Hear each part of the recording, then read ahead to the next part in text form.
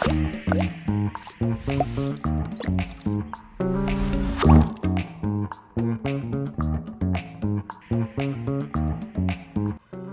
everyone, and welcome to another video from EC.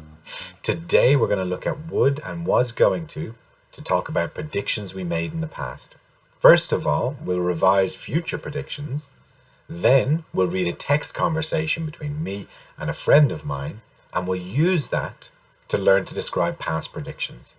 We'll focus on the natural pronunciation, also that you can talk about predictions you made in the past. So, let's revise. When you're making future predictions, you have two main options. You could say, I think it will rain tomorrow. Here you'll notice we use will, and very often we'll use I think, because this is a prediction based on my opinion. We could also say, the weather forecast said it is going to rain tomorrow. Here you'll notice we used is going to, but it's not my opinion. No, because we've got the weather forecast. So this is a prediction based on some evidence. Now these are the two main ways for making future predictions. Let's look at how we talk about predictions we made in the past. So this is a text conversation between me and a friend of mine. And I say, hey, are we still going out tonight? I don't think so. It's raining quite heavily. Disaster! The forecast said it was going to be dry all week. I know. I thought it would clear up by lunch, but it's still pouring rain.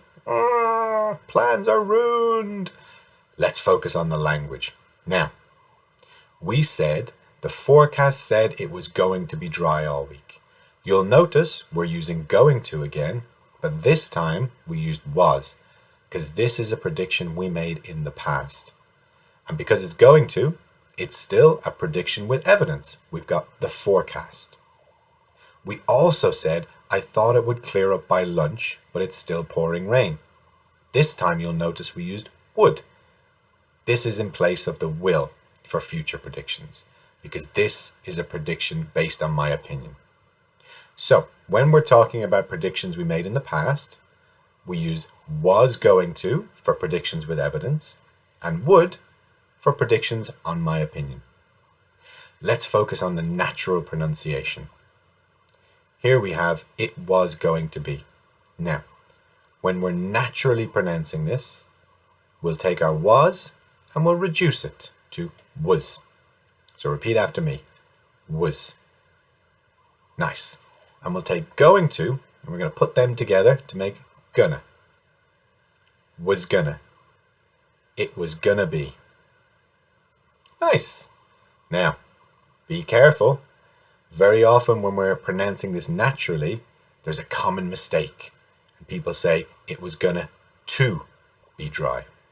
We just want to say it was gonna be dry. All right. Now it's your turn. Have you made any predictions in the past that were right or wrong? We'd love to hear from you.